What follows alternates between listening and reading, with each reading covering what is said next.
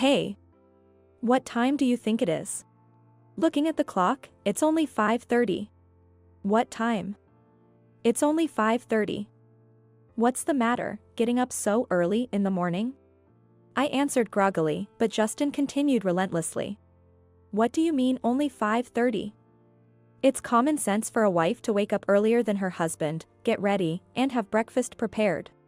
Hearing Justin rant like this so early in the morning left me in disbelief. What era is he talking about? It sounded like a line from a mean mother-in-law in an old drama. Since marrying him, we had separate baths and bedrooms, with no intimate relations at all. Then one day, he collapsed at work and had to be rushed to the hospital for emergency surgery. As I waited outside the operating room, I heard a young doctor scream. Yikes!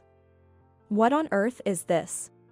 Through this surgery, I would come to discover a surprising secret about him. And also how tough my situation really was. Realizing that I couldn't go on like this, I decided to regain my true self with the help of someone. My name is Susan, a 42-year-old housewife helping with the family business. I used to work in a hospital as a nursing assistant before I got married. I enjoyed my job well enough, but among my friends, I was the only one not married. Both my parents had passed away, leaving me feeling all alone at home, and I was in a hurry to get married. Then, one fateful day. Sitting alone in a bar, a man approached me. Excuse me, may I sit here? The man who spoke to me was my current husband, Justin Miller. He was 3 years older than me and ran a small manufacturing company on his own. As we talked, it seemed he was also single without a partner, just like me. As we shared our stories, we hit it off. 2 single adults.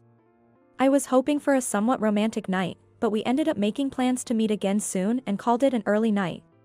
After that, our dating started naturally, and we went out once a week. Dates with him, who is quiet and faithful, were just calm conversations in cafes and parks. However, I gradually found myself drawn to his seemingly kind nature. Then, on our 3rd date. Considering our age, it wouldn't make sense to keep dating aimlessly, right? Seeing him fidget as he spoke, I was slightly hopeful. Do you mean? Yes, I know it's only been a month since we started dating, but we're both of similar age, so, would you consider marrying me? Is that okay? It was certainly an unusual proposal. But I was in a hurry to get married, and I thought he was a good person, so I quickly responded. Yes, I'd be happy to. As soon as I agreed, his face lit up with joy. Since neither of us had parents, we decided to obtain marriage license and have a small wedding ceremony of only us. Upon getting married, I quit my job to help with his company. And so, my married life with him began. But it also marked the start of days filled with suffering. We had no physical relationship from the time we met until we got married. I thought he was just a serious person who wouldn't casually enter into relationships with women. I believed that once we got married, we would naturally enjoy a married life. But that belief was. But on the very first day of our marriage, he set some unexpected rules. I'll sleep in the bedroom, so Susan, please sleep in a different room. Also, I often come home late because of work. So please take your shower first. Surprised by his statement, I couldn't help but respond with a tone of disbelief. Eh? You mean we're going to sleep separately? Even though we're newlyweds. Even when I asked, he just nonchalantly insisted on his point of view. I can't sleep well when I'm in the same room with someone else. And the bathroom is too small for us to share, isn't it? Despite my frustration with his reasoning, I didn't want to start an argument on the first day, so I didn't say anything more. The next morning, I was startled awake by a loud voice before my 6 a.m. alarm. Hey! What time do you think it is? Looking at the clock, it's only 5:30. What time? It's only 5:30. What's the matter, getting up so early in the morning? I answered groggily, but Justin continued relentlessly. What do you mean only 5:30? It's common sense for a wife to wake up earlier than her husband, get ready, and have breakfast prepared. Hearing him rant like this so early in the morning left me in disbelief. What era is he talking about? It sounded like a line from a mean mother-in-law in an old drama. I thought so, but when I looked at his face, I saw a fierceness I had never seen before. Feeling that it was not wise to contradict him, I immediately got dressed and started preparing the meal. Although it might seem obvious, we still eat meals together even if we use separate bedrooms. As we sat opposite each other eating breakfast, something caught my attention. It's already July, yet he is wearing a long-sleeved sweater. Thinking that I might have to prepare summer clothes for him, I asked Justin. I'm sorry for only having a sweater available at this time of year. I'm supposed to prepare summer clothes for you, right? At my question, he seemed to choke on his food, coughing and sputtering as he replied. Ahem, ahem. No, I dress like this all year round, I don't need summer clothes. See? I'm sensitive to the cold. You know how it gets chilly with the air conditioning this time of year. If he really dislikes the cold, that makes sense. Still, there was no need for him to panic like that. His unnatural behavior left me unsure of how to respond. Since then, I've been going to the office in the morning to help with the business. But he tells me to go home early evening to prepare dinner, so I return home early. He was not only particular about meals but also about cleaning and laundry, leaving me with no time to relax even when I came home early. I cleaned every corner of the house and neatly folded and put away the laundry. Preparing dinner and taking a shower before he returned became my daily routine after getting married. He was the type of husband who adhered to old-fashioned roles, not lifting a finger at home. I understood he was busy as a business owner, but I wished he would help out with the household chores a bit. I thought so, but saying anything that might upset him could lead to another outburst. While making dinner, I suddenly wondered. What did I get married for? Since our bedrooms are separate, we have no intimate relations at all. At this rate, despite being married, I don't feel happy at all. Far from being happy, I might be losing sight of who I really am. Thinking this, I suddenly felt overwhelmed and tears began to flow endlessly. As I sat there crying alone, around 5 p.m., my phone rang. It was a female employee from our company. Oh, Mrs. Miller, it's terrible. Mr. Miller suddenly collapsed. We've called an ambulance, so please head to the hospital right away. Hearing this, I was lost for words. Sensing my state, the employee calmly told me the name of the hospital. Trying to calm myself, I thanked the employee and immediately called a taxi. At the hospital, I gave my name at the reception and was guided to the treatment room where he was. I was told to wait outside, so I sat down on a chair in front of the door. The door to the treatment room opened, and out came Dr. Nathan Taylor, a veteran doctor about the same age as Justin. I stood up and approached Dr. Taylor. Excuse me, I'm the wife of Justin Miller. How is my husband's condition? Are you his wife? Your husband's life is not in danger, but he needs to be admitted to the hospital immediately for surgery. Eh? Is that so? Then, please take good care of him. After greeting Dr. Taylor, I didn't see Justin but just completed the paperwork for his admission and surgery before heading home. Normally, I would have stayed by his side. Dr. Taylor and the nurses might have thought I was a cold wife, but since Justin and I weren't close, I couldn't bring myself to stay with him. Then, on the day of the surgery, I didn't see Justin before the surgery. I arrived at the hospital around the time it was supposed to start. While waiting outside, I heard a young man scream from the operating room. Ah. Yikes. What on earth is this? What are you saying as the doctor? I wondered if the one screaming was an assistant doctor. The young doctor seemed scared, and the lead surgeon was trying to calm him down. Still, the young doctor responded with a voice that seemed about to tremble. But, I've never seen such an incredible tattoo before. What should we do? Calm down. It won't interfere with the surgery. I wondered what all the fuss was about. The voices were loud enough to be heard outside the operating room. They mentioned something about a tattoo. The assistant might seem unreliable, but the lead surgeon seemed competent, so I waited for the surgery to end with peace of mind. A few hours later, the surgery ended, and 2 doctors came out. One was the young doctor, Dr. Thompson, who had screamed earlier, looking as if he had seen something unpleasant. The other was the lead surgeon, Dr. Taylor, whom I had met before. Dr. Taylor looked at Dr. Thompson with a somewhat disdainful expression. Dr. Thompson seemed like a well-off young man who was unaccustomed to hardship. I stood up and looked at Dr. Taylor. Beside him, Dr. Thompson apologized to me with a look of regret. I'm sorry about your husband's tattoo on his back. Hey. Stop that. I didn't quite understand what the two were talking about. Dr. Thompson's words especially caught my attention. Excuse me. You've been mentioning the tattoo. What's that about? Both doctors looked surprised at my question. Ma'am. It's about that large demon tattoo on your husband's back. It covers his entire back, doesn't it? I was taken aback by Dr. Thompson's unexpected response. So, that's why Justin kept the bath and bedroom separate. Dr. Taylor maintained a calm demeanor. I apologize for the disturbance. The surgery went smoothly. Your husband is fine now. Can I talk to him now? Yes, you'll be able to see him shortly. After waiting for a while, I was led to the treatment room. Justin, there, who had woken up from the anesthesia and was wearing a hospital gown, lay down. Noticing me, he looked uncomfortable. I didn't want you to see that, Susan. Why are you here when I didn't call for you? Faced with his brusque attitude, I couldn't even say, how are you feeling? Justin seemed to think it was a problem that his tattoo was discovered.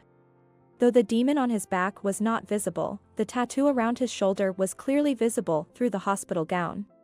Still, I wondered why he thought he could keep such a large tattoo hidden forever. Although I was curious, considering it was after his surgery, I decided the conversation could wait and didn't ask anything about it. Justin remained sullen, turning away. Dr. Thompson looked at us alternately with curiosity, asking me, aren't you going to say something to your husband? I didn't know what to say at such a moment. Then, Justin spoke up.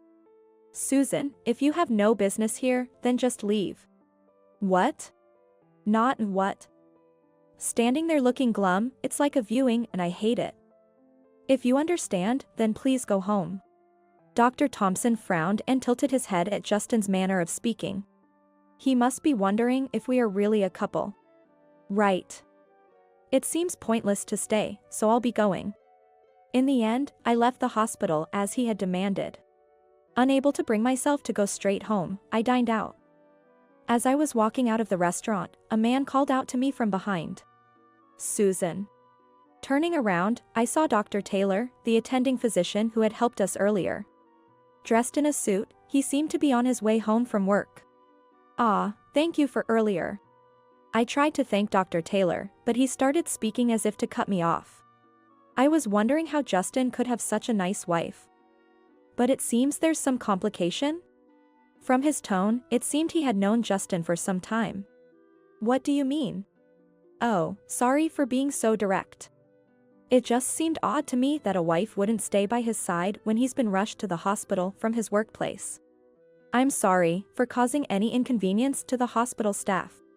I apologized, thinking I might have inconvenienced the hospital. However, he shook his head and replied. No, that's not what I meant. It's just that you seemed unaware of his tattoo. That caught my attention. Dr. Taylor seemed to know something about Justin's tattoo. Curious, I asked him for more details. Dr. Taylor shared that he and Justin had been classmates in middle school. Justin was quite the troublemaker back then, often riding around with his biker gang. And rarely attending school. To intimidate others, he got a large demon tattoo on his back around that time. Dr. Taylor, who was the student council president then, couldn't stand such delinquency among his peers. We were in the same class in our first year. We weren't particularly close, but Justin wasn't always a bad guy. Dr. Taylor wanted to reform Justin and, with great determination, he ventured into the territory of the delinquent group Justin was part of. Desperately trying to convince him to change his ways. Justin, please leave this group and come to school. Despite his desperate plea in front of the delinquents, Dr. Taylor was badly treated by Justin's friends. However, his efforts seemed to have had some effect, as Justin started attending school again and later went on to a correspondence high school. I was astonished to learn about Justin's past. Justin doesn't seem to remember me anymore. But I'm glad he reformed and started working seriously. However, it seems your marriage to him isn't straightforward. It seems even to others that my relationship with Justin isn't normal. Thinking about it makes me feel embarrassed and disheartened. It's truly embarrassing. To think our unnatural relationship is so apparent. He gently shook his head again. No, it's not you who's unnatural. It seems Justin is the one neglecting you for some reason. Reflecting on his words, I began to feel the same. Somehow, I found I could talk to Dr. Taylor about anything. Perhaps as a doctor, he's accustomed to offering support to patients' families in times like these. I felt a mix of gratitude and guilt for burdening him with my troubles. I'm sorry, Dr. Taylor, for troubling you with such personal matters concerning a patient's family. No, I'm not speaking to you as a doctor right now, but as an individual. Back in the day, I couldn't stand his delinquency and confronted him about it, but now, for a different reason, I find myself unable to forgive him again. At that moment, I couldn't grasp the full meaning of his words. A different reason? When I asked, he showed a shy smile. Well, that aside, if you ever find yourself confused about Justin, please feel free to consult me. I might be able to help in some way. Talking to the empathetic Dr. Taylor made me feel like I could share anything with him. He knew a lot about Justin's past. So, sharing my current situation might help find a way to resolve my troubles. With that thought, I detailed to Dr. Taylor everything from when I met Justin up to the present. He listened intently, his brows furrowed in a stern expression. Something's off. What was he thinking when he got involved with you? I don't really understand his feelings either. As I responded, tears started to well up in my eyes. Talking to someone made me realize how dissatisfied I am with the way I'm living now. I understand. Just leave it to me for now. I felt guilty for troubling someone with my personal issues. Yet, his kindness made me feel relieved and filled my heart with warmth. I decided to resolve the ambiguous relationship with Justin, with Dr. Taylor's help. The next morning, I visited Justin's hospital room. Dr. Taylor had informed me that Justin's post-operative recovery was stable, so I wanted to talk to him. However, even when I arrived, Justin kept looking out the window, refusing to meet my eyes. Still wanting to clarify the truth, I didn't hesitate to question him. Why did you keep silent all this time? With such a large tattoo, it was bound to be discovered eventually. Or did you plan to keep it hidden without maintaining a marital relationship? Justin remained silent at my question. Then, he muttered softly. I thought you would run away again. Again? What do you mean? As I pressed for an answer, he began to talk about his past relationships. According to him, every time he got involved with someone and they saw his tattoo, they would break up with him. Justin, who appeared to be a diligent young man, had a large demon tattoo on his back that no one would suspect. The menacing demon on his back makes it seem like he's involved in some dangerous organization. Your misdeeds were only until middle school, right? Why didn't you remove the tattoo when you reformed? When I pressed further, he glared at me with a sharp look and yelled. I just couldn't bring myself to erase this tattoo. Why not? I wanted to know the truth about him, but he didn't seem willing to answer. Instead, he questioned me. More importantly, how do you know about my middle school days?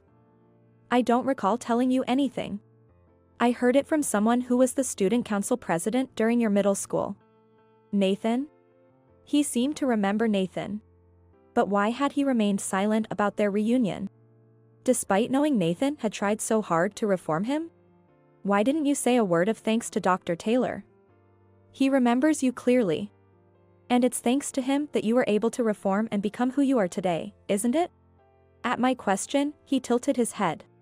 You're misunderstanding something.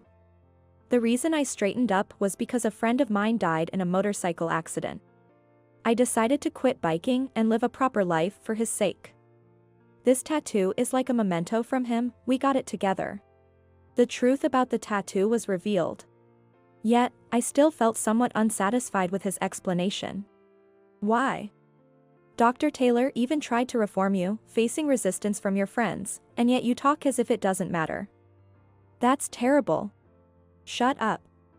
Why do you keep taking his side? What, do you like him or something? He pressed me, but I felt no guilt. After all, there's no reason for Justin to be jealous in our current marital situation.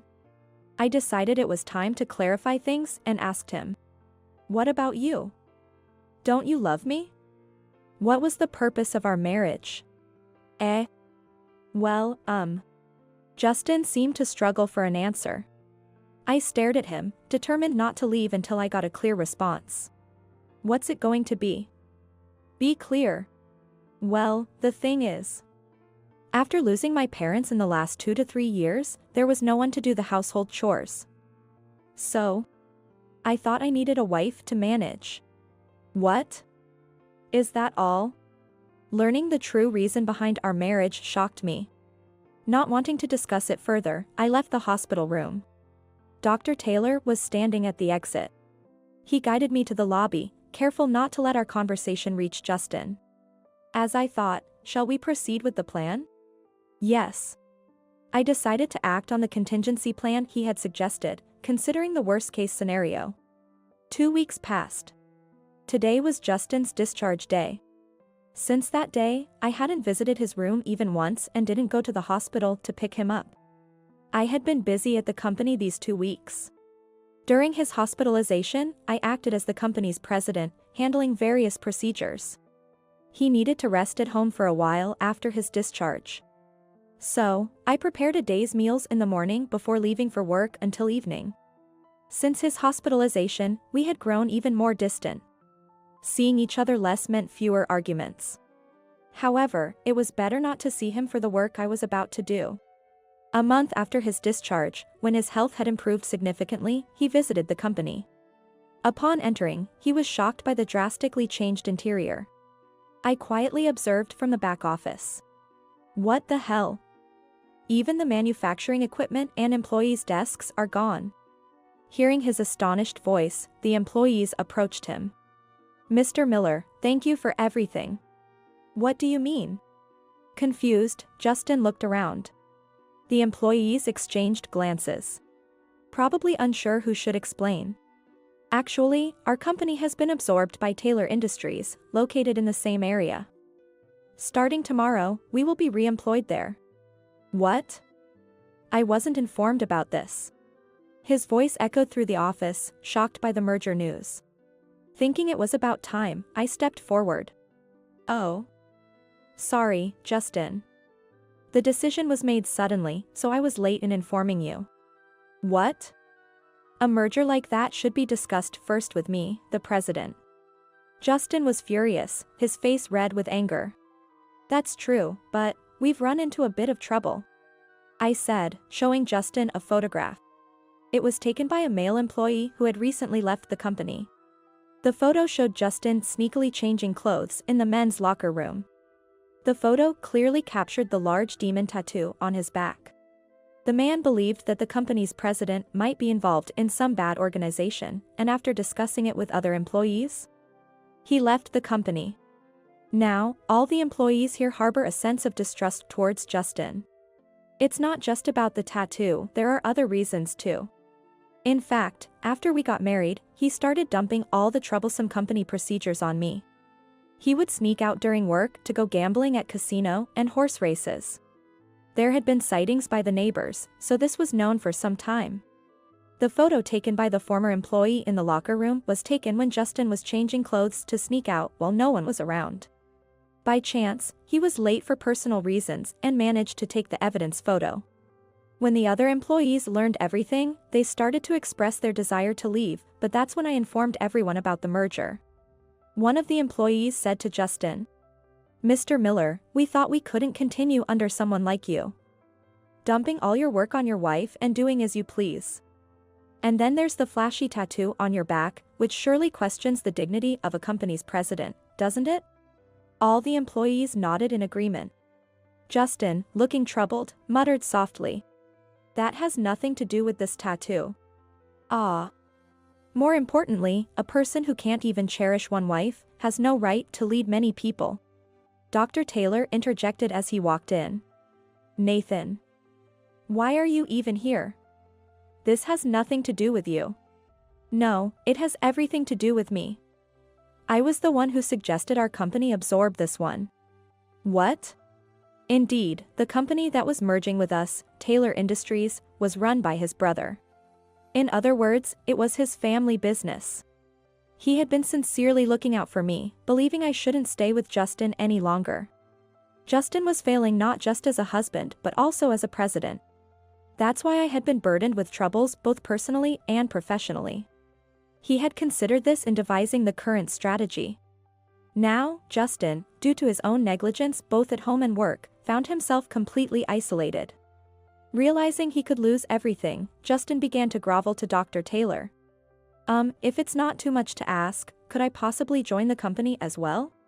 Out of the blue, he was asking for employment. Everyone around looked at Justin with dismay. Dr. Taylor sighed, and placed his hand on Justin's shoulder. If that were the case, it would defeat the purpose of everyone here leaving this company. Besides, it's better for Susan to be freed from you sooner. Hearing this from Nathan, Justin quickly turned to me and pressed. Susan. Do you want to leave me? How am I supposed to live without you? His pleading look made me respond with disdain. I can't continue a superficial marriage like this. I'm not your mother or a maid. You need to be alone for once and learn to take care of yourself. As I firmly stated this, he was left speechless. I was ready to deliver the final blow to Justin, who became silent. Also, I've decided to rejoin the workforce as a nursing assistant at the hospital on Dr. Taylor's recommendation. I can make a living on my own income now. So, let's get a divorce. At my words, he began to panic. Divorce? Wait. Even if you're okay, I can't live on my own without a job. So? Justin. Just give it up. You, always thinking of yourself and never considering others' feelings. Such a person should be alone and cool his head. Dr. Taylor scolded him with a loud shout. He trembled and couldn't say anything back. And so, I left Justin and moved out. I started working as a nursing assistant while living in the hospital's staff dormitory for a while. The dormitory was filled with young nursing students, and I felt a bit out of place being over 40. But finally free from a distressing life, I felt refreshed. From now on, I'm determined to work hard and live independently. Even after the divorce, Justin continues to live alone in his original home. After the company was absorbed and merged with Taylor Industries, all the employees transferred there. The site of his former company is now vacant land. Although unemployed, he still owns his home, so there's no worry about rent. Or so it should have been. Lately, passing by his house on my way to work, I hear loud voices of men and women almost every day. No matter how late at night I pass by, I still hear loud voices, so I ask the neighbors about it. According to the neighbors, he is now living with a woman. Perhaps because he said he couldn't live alone, he quickly found someone. But she is complaining about him to the neighbors. When asked what the complaints were, it was as I expected. With no income and unwilling to do any household chores, Justin, as always, leaves all the cooking, cleaning, and laundry to his partner. It seems they argue daily as his partner vents her frustrations at him. At worst, they throw things at each other, and the sound of breaking glass echoes throughout the neighborhood. Perhaps, the tattoo he initially hid was also discovered, adding to the complaints against him. It seems that a man like Justin never learns, no matter who he's with. The neighbors seem to be troubled by the noise from his house every day, well into the night. But after a while, someone apparently reported the noise disturbance to the police, and he was ordered to leave. I heard from the neighbors that they broke up at the same time as the eviction. Incidentally, I often see him wrapped in cardboard at the park, seemingly still without a job. Being homeless probably makes it even harder for him to find a new job. If I ever get approached by him, I plan to ignore him and walk away. But I probably won't have to worry about that anymore. After completing my training, I was given a significant salary increase as a nursing assistant at the hospital by assessment of my work performance. Thanks to my over 20 years of experience being considered, I moved to an apartment suitable for living alone and bought a car, considering the night shifts. Now that I'll be commuting by car, it's unlikely I'll unexpectedly run into the homeless Justin, unless something extraordinary happens. I often see Dr. Taylor at work. Thanks to him, I've become more positive about life. Now, I feel like I've completely regained my original self. Interestingly, he has also been through a divorce and seems to be single now. There's a lot of whispering among the staff that Dr. Taylor and Susan might remarry. But I'm content with my life as it is now, so I'm not really thinking about marriage again. Dr. Taylor, who enjoys his freedom, probably feels the same way. Dr. Taylor and I, being so similar. I don't think we'll ever date, but I hope to continue seeing each other at work and remain good friends. Finding a friend with whom you can talk about anything at this age is rare.